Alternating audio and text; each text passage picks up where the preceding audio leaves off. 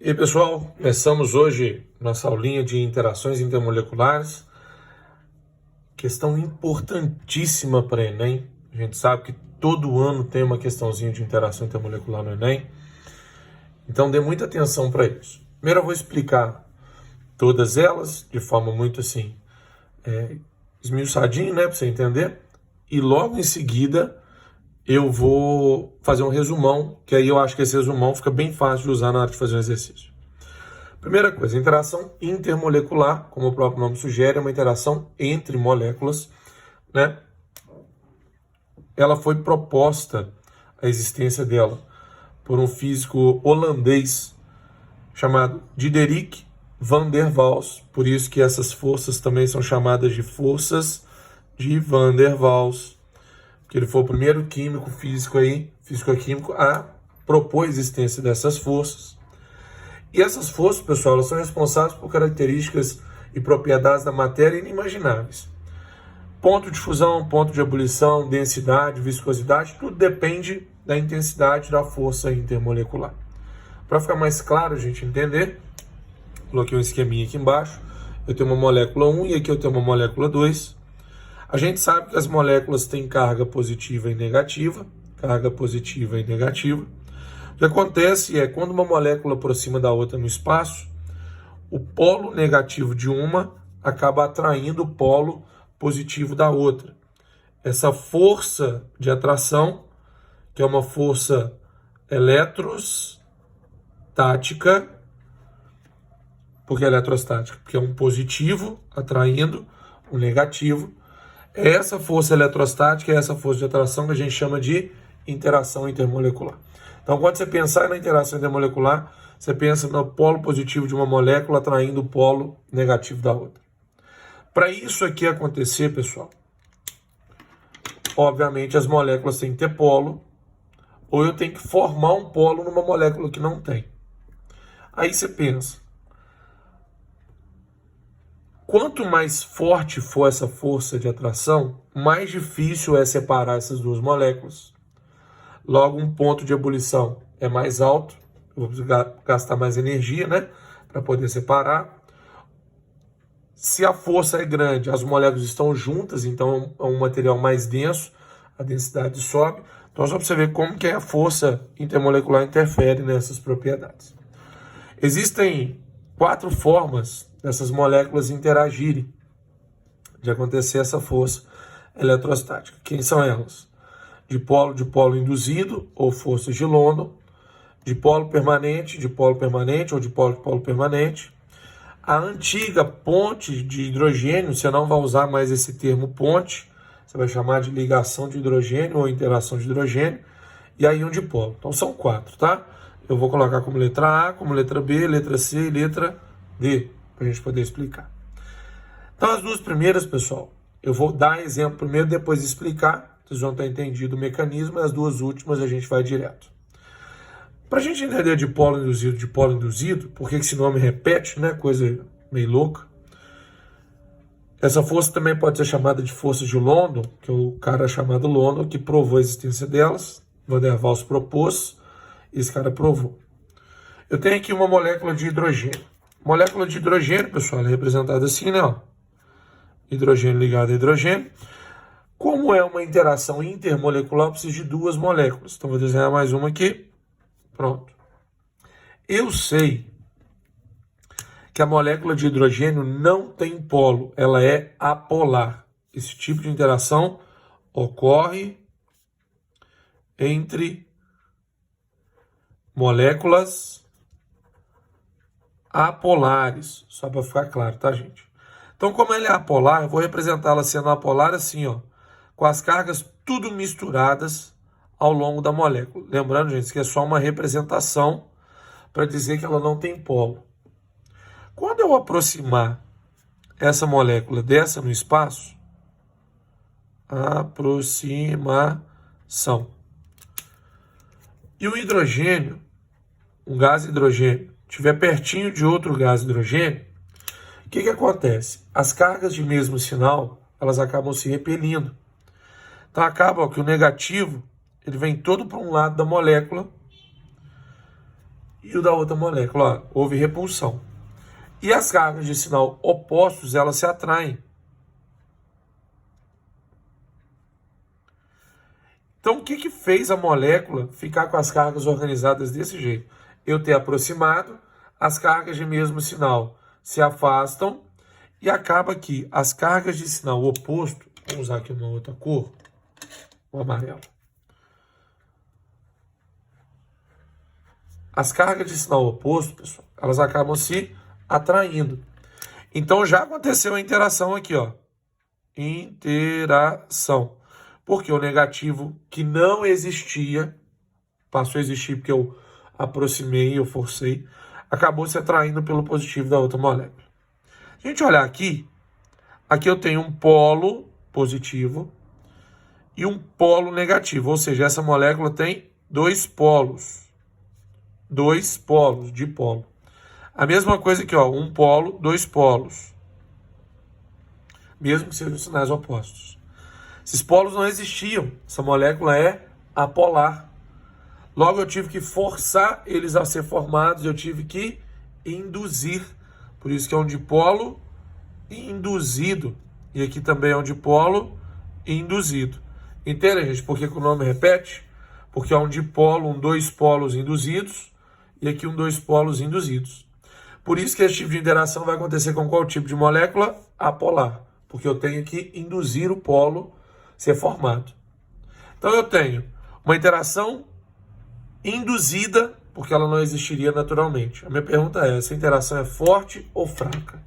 Galera, se essas moléculas afastarem um pouquinho, os dipolos desaparecem e elas voltam a serem apolares.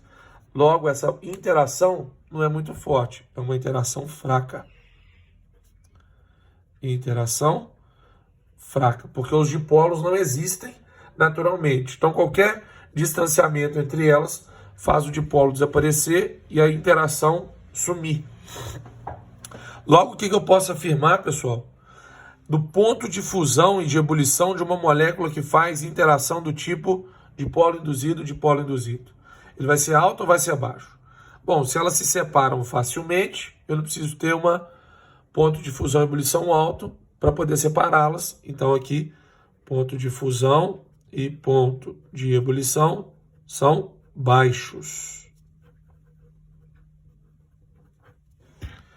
Então, o que eu preciso saber? Que esse tipo de interação ocorre com a molécula apolar, ela é fraca, ponto de fusão e ebulição é baixo. É o dipolo induzido. Vamos para a segunda. Segunda interação é do tipo dipolo permanente. Aí você já faz uma ideia do porquê da palavra permanente, né, gente? Já que você entendeu induzido. Botei aqui um exemplo HCl. Molécula de HCl, pessoal, ela é naturalmente polar. Eu sei que o cloro é o átomo mais eletronegativo, então ele é o polo negativo da molécula, e o hidrogênio é o polo positivo, por ser o átomo menos eletronegativo. Como é uma interação intermolecular, eu preciso de duas moléculas, né? E aí eu tenho hidrogênio positivo nessa molécula, cloro negativo nessa molécula. Pronto. O que acontece aqui, pessoal? Sem a gente precisar forçar. O cloro... Eita, caneta sem tinta. O cloro acaba atraindo quem, pessoal? O hidrogênio. Porque eles têm sinais opostos. Então já surgiu aqui, ó, a interação. Porque as duas moléculas eram polares. Então, ó, ocorre com moléculas polares. Aqui, pessoal, tem dois polos e aqui também tem dois polos, ó, um positivo e um negativo. Então aqui eu tenho um dipolo e aqui eu também tenho um dipolo. A diferença, pessoal, é que os dipolos já existiam. Eu não preciso aproximar as moléculas para induzir a formação. Então esses dipolos que já existem são chamados de dipolo permanente e dipolo permanente, porque eles já existem na molécula. Se eles já existem, esses dipolos formam uma interação que é mais estável, é mais forte, mas eu não vou colocar ela como mais forte, eu vou colocar ela como força intermediária,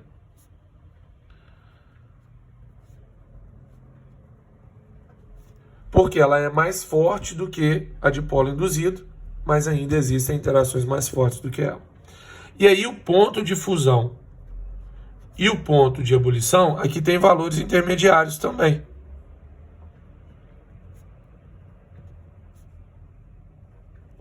Não são nem os menores, mas também não serão os maiores.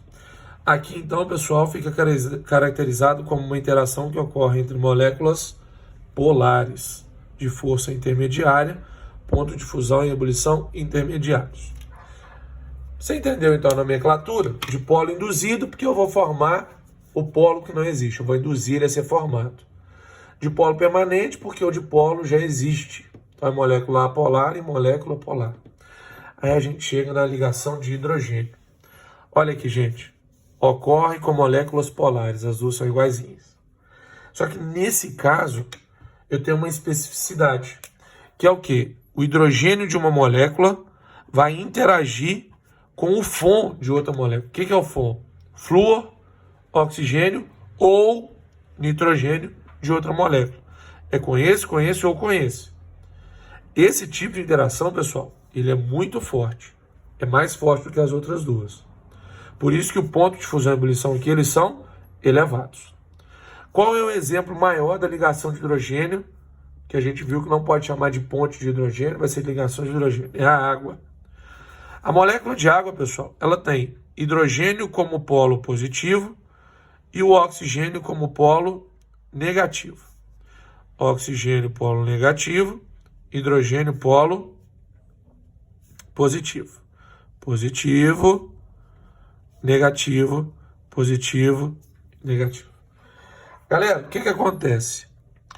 O oxigênio de uma molécula de água atrai o hidrogênio de outra molécula de água. O oxigênio atrai o hidrogênio. É exatamente essa força de atração que ocorre entre eles que a gente chama de ligação de hidrogênio. Note, você tem o hidrogênio interagindo com quem? Nesse caso, com o oxigênio. Por isso que é uma ligação de hidrogênio. Isso aqui não é ligação de hidrogênio, hein, gente? Isso aqui é ligação covalente, não tem nada a ver. Essa aqui, ó, da molécula de água, dentro da molécula de água. A interação ela tem que acontecer entre moléculas. O hidrogênio de uma e o oxigênio de outra. Igualzinho acontece aqui ó, no HF. Eu tenho o hidrogênio e o flúor. Flúor sendo negativo, hidrogênio positivo. Se você tem dúvida, pessoal, em quem é negativo e quem é positivo, olha a eletronegatividade, tá?